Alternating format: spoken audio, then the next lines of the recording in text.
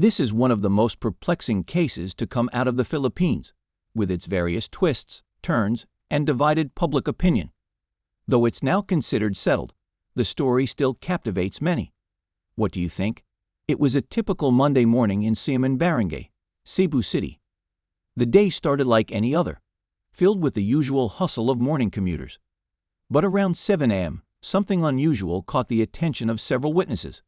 A large, discarded carton box lying conspicuously along the roadside. A security guard from a nearby private subdivision spotted the box. At first, he dismissed it, assuming it had simply fallen off a courier or delivery van. But others passing by noticed a foul odor emanating from the box, with flies swarming around it. Despite this unsettling sight, no one intervened. The box remained there, an ominous presence that hinted at something sinister lurking beneath the surface of an otherwise ordinary day. Fast forward to 1 p.m., a street sweeper on duty decided to move the box away from the road. However, it was too heavy for him to carry alone. Seeking help, he approached the local Barangay Tanods, or the village peacekeepers. As they attempted to lift the box, its flap suddenly opened, and to their horror, an arm popped out. The street sweeper and the Tanod rushed to the barangay hall, their minds racing with what they had just seen. Captain Ringo Pacana immediately relayed the alarming discovery to the Labangan police station. The police arrived at the scene and confirmed everyone's worst fear. The box contained a dead body. What had been mistaken for discarded garbage was, in fact, the remains of a woman. By 2 p.m., investigators were meticulously examining the scene. The body was in a gruesome state. The woman had her arms and legs tied with aluminum cables and was wrapped in a white blanket. Her face appeared to have been smashed and burnt off, possibly with cables. Bruises covered various parts of her body, although these could have been post-mortem changes. Despite the meticulous examination, her identity remained a mystery. All they could ascertain was she had dyed blonde hair, was wearing a black sweater and black shorts, and her nails were manicured. These details suggested she was possibly not a local resident of Tisa but a visitor. Who was this woman? How did she end up here, discarded like trash? These were the questions haunting the investigators as they began piecing together the tragic puzzle. The day after the gruesome discovery, on July 18, 2023, a breakthrough in the case emerged. Authorities matched the description of the unidentified woman to a recently filed missing persons report. The victim was suspected to be Rhea Tocmo, a 19-year-old female from Cebu City in Davao del Norte. Rhea had been staying in Mandaue City, having flown into Cebu on June 11 seeking employment opportunities. Some sources claim she arrived on June 14, but regardless of the exact date, she had been in Cebu for over a month. Investigators reached out to Rhea's friends and family for identification. They confirmed their worst fears. The body was indeed Rhea. Her favorite black shorts and a distinctive necklace she always wore were unmistakable. Adding to the certainty, the relatives recognized the clothes Rhea was last seen wearing. They also noted that her smartphone and wallet were missing. In an effort to retrace her steps, police began gathering CCTV footage from areas where Rhea was last seen alive, including locations in Mandaue City where she had been staying. Investigators expanded their search to include inns, suspecting that the white blanket she was wrapped in might have come from one of these establishments. Each piece of evidence brought them a step closer to understanding what happened to Rhea. But first, who was she? Rhea Mae Tocmo was a 19-year-old from Davao del Norte. Her family and loved ones describe her as a kind, obedient person who always prioritized her family. Despite growing up in a broken family, Rhea was known for her considerate nature and eagerness to help others. She was greatly loved by her parents and 2 sisters, who doted on her as the youngest in the family. Her father, Romeo Tocmo, emphasized her gentle demeanor and obedience, highlighting her dedication as a student and her determination to graduate from college to support her family. Rhea lived with her eldest sister, Rochi, in Cebu City while attending college. Rochi, who owned a business, supported Rhea financially and appreciated her help in caring for her niece. Rhea's aunt in Sango, Cebu remembered her as a loving girl with no enemies. Initially, Rhea studied criminology with dreams of becoming a police officer. However, She later considered shifting to tourism before ultimately deciding to leave her studies altogether to work and contribute to her family's finances. Despite Rochi's initial hesitation about her decision to quit school, Rhea's resolve won her sister's approval to start working. Unexpectedly, Rhea traveled alone to Cebu for a job opportunity with her friend, Jewel Smith. She didn't inform her family, who believed she was still in Davao. Rhea spent several days at the establishment staff house before relocating to a boarding house in Barangay Luke, Mandaue City, with Smith. Rhea had been working in a bar and restaurant in Mandaue City right after arriving in Cebu. Her family was unaware of her whereabouts. It came as a shock when they found out she was in Cebu. Rhea called her sister and asked for help booking a ticket to Davao to attend a family christening on July 21st. Rochi surmised that her sister might have opted not to inform them about going to Cebu for fear she would not be allowed to. Rhea reassured her family that she was doing fine in Cebu. Tragically, this would be the last reassurance they would receive. On July 16, 2023, multiple sources, including Rhea's friend Jewel Smith and a vendor from a local food stall near her boarding house in Barangay Luke, Mandaue City, reported that they last saw Rhea Mae on that fateful day. The police examined CCTV footage from around the area, and weeks after Rhea's death, crucial footage surfaced. It shows Rhea boarding a yellow motorcycle, leaving her boarding house. The driver was a man in an orange-colored shirt. Investigators are now on the lookout for the motorcycle driver, the last known person to see Rhea alive. They believe that there's a grim possibility that after traveling a few meters, Rhea was forcibly transferred to another vehicle by her assailants. The journey of that motorcycle is key. It traveled towards Cebu City via Panganiban Road in Araneta Maulo, then proceeded to Escario Street. Unfortunately, identifying the driver remains a challenge. His face was obscured by a helmet. But this footage has been handed over to the Regional Anti-Cybercrime Unit for enhancement. In the initial phase of the investigation, the police had grim suspicions. They thought Rhea's face had been burnt with hot water or acid. Further examination revealed hematomas on her wrists and legs and a stab wound on her side. The autopsy concluded that the cause of death was strangulation. As for her face, it wasn't burnt. It was the effect of decomposition. Significant developments occurred on July 27, 2023, 10 days after Rhea was last seen alive. Rhea's missing smartphone finally surfaced. A man handed it over to the Labangan police station, claiming he had bought it from another man near Carbon Public Market. When he checked the device, he found photos of Rhea, recognizing her as the victim found inside an abandoned box in Barangay Tisa. He immediately reported it to the authorities.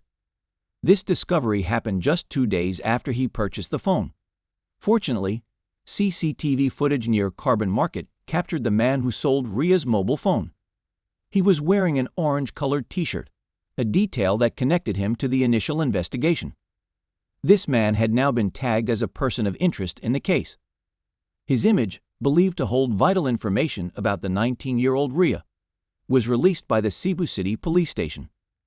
According to the police, the unidentified suspect first tried to unlock Rhea's phone but failed. Unable to bypass the security, he opted to sell it for 1,700 pesos. The police are urging the public to help identify and locate this person of interest as part of their ongoing investigation. They are still searching for the motorcycle driver that Rhea boarded on July 16th, the same day she was last seen alive.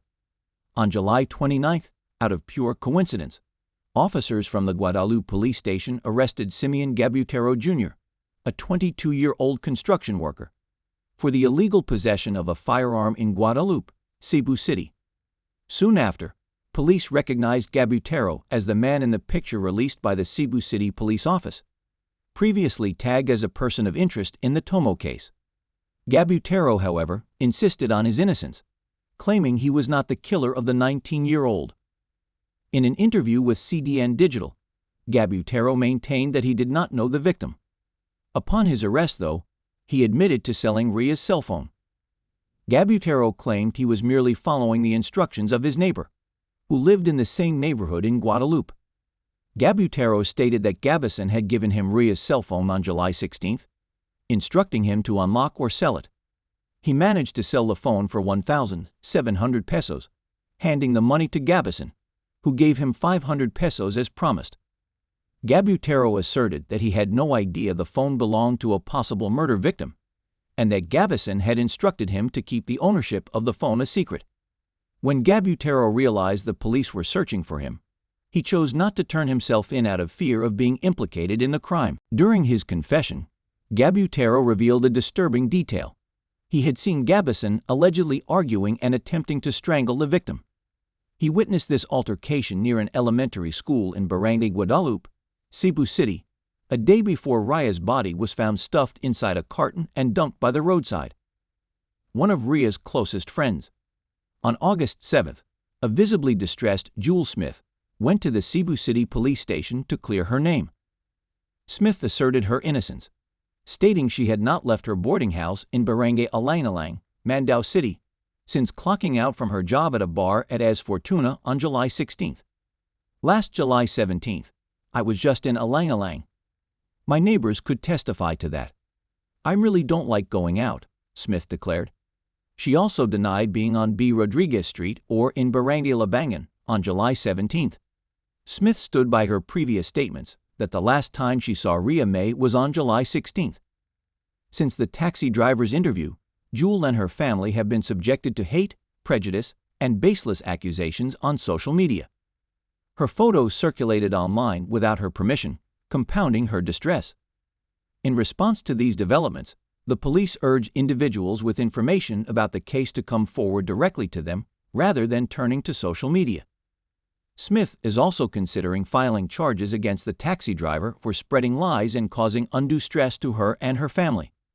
When Rhea Mae did not return to her boarding house the next day, Smith filed a missing persons report, which was then referred to the police. As the police continue to investigate, they have taken into account both the taxi driver's and Smith's statements. However, they remain focused on Gabutero and Gavison as their primary suspects, ruling out Smith and acknowledging her cooperation with their inquiries. On August 10th, Simon Gabutero Jr., a construction worker, finally confessed to being the perpetrator. Police Colonel Reno Dagohoy of the Cebu City Police Office announced in a press conference that murder charges would be filed against Gabutero. This confession came after DNA test results showed samples under Rhea's fingernails matched Gabutero's DNA. Gabutero admitted to killing Rhea Mae when she visited his boarding house in Barangay Guadalupe early on the morning of July 16th. He claimed that Rhea, whom he had met through Facebook, was his girlfriend. They had been in a long-distance relationship since December 5th of the previous year, but had never met in person until that day. On July 16th, they agreed to meet for the first time at Gabutero's boarding house around 6:00 a.m. Gabutero said he became enraged when he discovered that Rhea had made multiple Facebook accounts and received messages from other men. His jealousy and anger boiled over, especially considering the money he had been sending her from his meager earnings. Gabutero, who earned 400 pesos daily as a construction worker, had been sending money to Rhea since they became a couple. His frustration grew when he found drug paraphernalia in Rhea's bag, feeling that his hard-earned money was being misused. However, to Gabutero, when he confronted Rhea, she laughed at his outburst, which further infuriated him. In a fit of rage, he squeezed her neck. Rhea did not scream but only held on to his hand in an attempt to resist. Jewel Smith, Rhea's friend, mentioned that Rhea had been drinking before the incident, which could explain her inability to fully resist the attack. Gabutero also expressed anger that Rhea had not informed him of her arrival in Cebu. After realizing she was dead, he wrapped her in a blanket, tied her up with pieces of garter and shoestring, and placed her inside a cardboard box. With the help of another person, he transported her body on his motorcycle and dumped it in an overgrown area in Barangay Tisa. Gabutero denied burning Rhea's face, a detail the medico-legal officer explained could have resulted from decomposition as she had been dead for over 24 hours. On August 14th, the police presented the evidence recovered to Rhea's relatives, proving that Simon Gabutero was behind the killing. This evidence included a black jacket Gabutero wore, the red helmet and white jacket worn by his younger brother when he disposed of Rhea's body, as well as Gabutero's bag and the shirt he wore when he sold Rhea's cell phone. In a sworn statement, Simon's younger brother recounted their journey. They were headed to Sitio Mohon, carrying a cardboard box that Simon claimed held clothes. Little did the boy know he was partaking in the disposal of a body, which was found the following morning on the roadside of Sitio Mohon. The evidence began to stack up. CCTV footage, witness statements, and forensic evidence all pointed in one direction, towards Simon Gabutero. Police Major Angelito Valsar, the chief of the Labangan police station, confirmed that the recordings matched the timeline and actions described by Simon's brother. The chilling truth was becoming undeniable. The wheels of justice began to turn. Cebu City Police Office Director Colonel Reno Dagovoy announced that the murder case against Simon Gabutero would proceed once all the necessary documents were in order. The victim's father, Romeo, expressed his gratitude towards the police for their swift action in solving his daughter's murder. For Rhea Mae's family, the pain was unbearable. Her sister, Rock Timo Paul Backen, and Grace Timo, initially filled with disbelief and sorrow, were eventually convinced of Gabutero's guilt. This conviction came after reviewing the evidence and hearing explanations. Their trust in the system brought a semblance of closure, though the wound of loss would never truly heal. Further sealing Gabutero's fate was a neighbor's affidavit. The neighbor had seen Simon on July 17th with several nail scratches on his arm. This observation aligned perfectly with the findings of the PNP forensic unit. They theorized that Rhea, in a desperate struggle for her life, had clawed at her attacker, leaving behind crucial DNA evidence under her fingernails. Tests confirmed that this DNA matched Gabutero's. On September 1, 2023, from his detention cell at the Labangan police station, Simon Gabutero reiterated his confession. Speaking directly to reporters, he said, "I killed Rhea Mae Tocmo. I was not forced to admit it."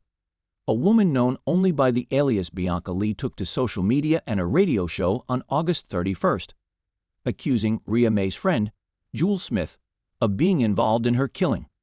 But Gabutero stood firm, stating he had never met Smith and these allegations were baseless.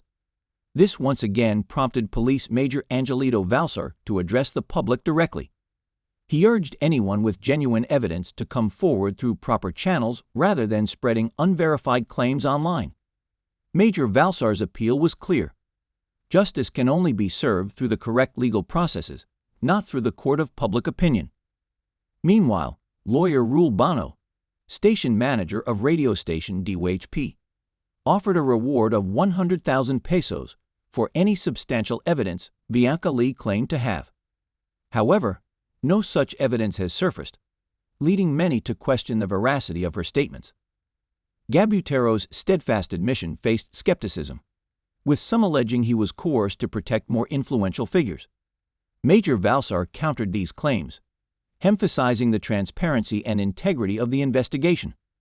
Representatives from the Commission on Human Rights were present throughout, ensuring no force was used during Gabutero's confession. The legal machinery continued to move forward. On August 18, 2023, murder charges were officially filed against Simon Gabutero and his 15-year-old brother, who had admitted to aiding in disposing of the box containing Rhea Mae's body. Despite the younger brother's lack of knowledge about the box's contents, his involvement in the disposal led to the charges. Major Valsar expressed confidence in the strength of the case against the Gabutero brothers. He asserted that even if Simon attempted to retract his confession, the overwhelming evidence gathered would uphold the charges. Amidst this firestorm of speculation and social discussion, we must remember it is a young woman who wanted to support her family and who had a full life ahead of her who lost her life.